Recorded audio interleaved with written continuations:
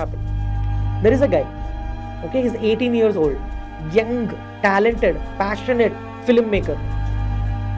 వాడికి వచ్చిందే చిన్నప్పటి నుంచి ఫోటోలు వీడియోలు తీయడం, అంత పిచ్చి అబ్బాయికి. అలాంటి వాళ్ళు చాలామంది ఉన్నారు.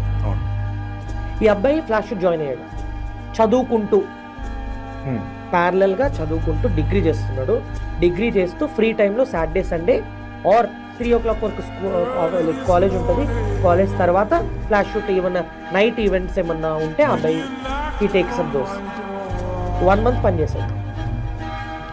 1 month పనిచేసిన తర్వాత ఆ అబ్బాయి అరౌండ్ 48,000 ఈ గాట్.